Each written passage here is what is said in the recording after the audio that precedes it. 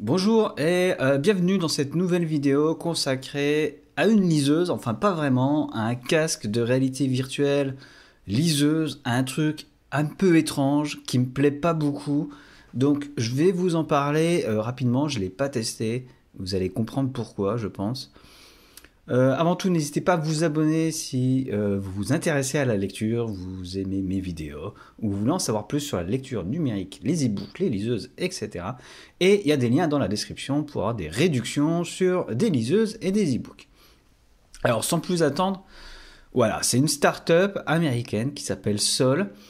Et leur idée, c'est de créer un casque de réalité virtuelle, enfin pas vraiment, des sortes de lunettes connectées à votre smartphone pour créer une nouvelle expérience de lecture immersive.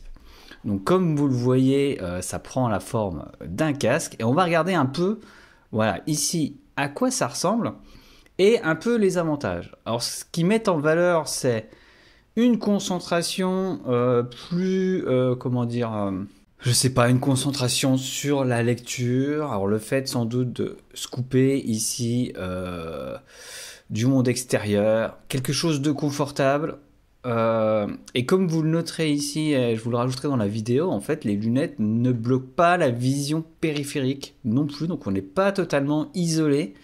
Alors du coup on est plus concentré sur la lecture tout en n'étant pas isolé. Là, c'est un argument qui ne me convainc pas vraiment. Pour ce qui est du confort, voilà, j'ai pas testé, donc c'est sans doute très confortable. Et ce qu'ils nous disent, c'est que Sol, c'est une entreprise dédiée aux technologies de lecture, dont le but est de créer des outils pour éclairer l'esprit. Dans une époque de distraction, voilà, ils nous expliquent qu'ils essayent de réimaginer une expérience de lecture et nous redonner du pouvoir, le pouvoir de s'immerger complètement dans un bon livre, de découvrir de nouveaux mondes, ou éventuellement de redécouvrir d'anciens livres, tout ça, voilà, pour l'inspiration, apprendre, voilà.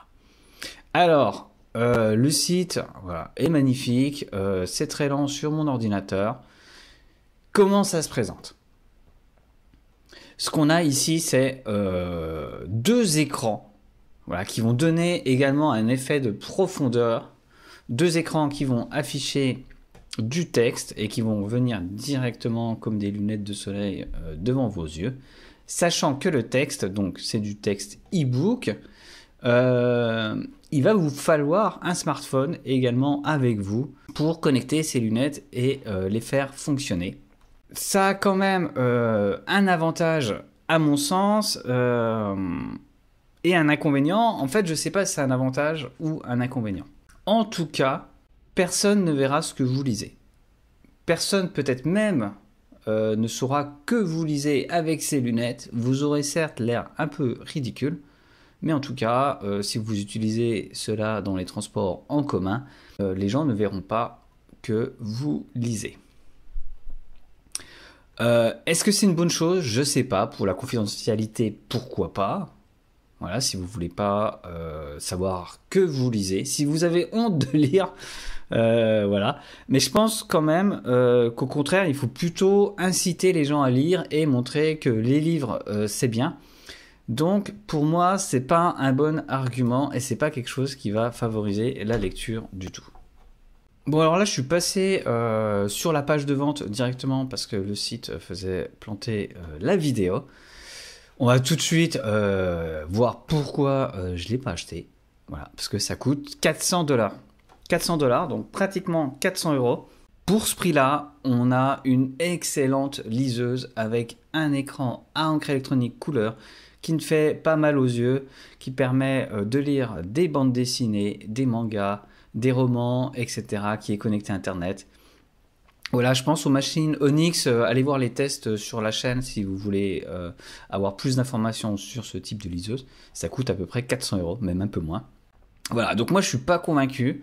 Voilà, leur principal argument ne fonctionne pas puisque on nous explique qu'on est complètement immergé dans le livre et qu'on est coupé du monde. En pratique, on voit là sur ce personnage que c'est pas le cas. Je ne pense pas que ce soit un problème. C'est-à-dire que pour moi, le fait de tenir un livre ou une liseuse n'est pas un problème. Le fait d'avoir un environnement extérieur également n'est pas un problème, puisque lorsque vous lisez, c'est votre cerveau qui est focalisé sur le texte, qui s'imagine des choses, qui se crée un monde. Donc pour moi, ce produit est une réponse à un problème qui n'existe tout simplement pas. La dernière chose dont on a besoin aujourd'hui, puisqu'on est dans un monde où les gens lisent de moins en moins, c'est leur cacher justement qu'on est en train de lire. Si on est lecteur, si vous êtes lectrice, montrez que vous lisez des choses, qu'il y a des choses intéressantes, et voilà. Et d'ailleurs, ça c'est un des avantages des livres papier, je trouve, par rapport aux liseuses. C'est que les gens à côté de nous peuvent voir la couverture de ce qu'on lit, ce qui n'est pas le cas sur une liseuse. Et donc, on fait aussi de la publicité pour la lecture en lisant un livre à côté de personnes dans les transports, par exemple, ou même chez soi, si on a des enfants, s'ils nous voient lire, et ça va forcément leur donner envie de lire. Donc là, on se retrouve avec un appareil qui, en tout cas, qui ne permet pas de mettre en avant la lecture globalement. Alors du coup, qu'est-ce qu'on a pour 400 $ quand même? On a la liseuse, une télécommande parce qu'effectivement, il faut tourner les pages. On a aussi ce qui semble être un petit étui pour le tenir, un câble de chargement, et puis voilà.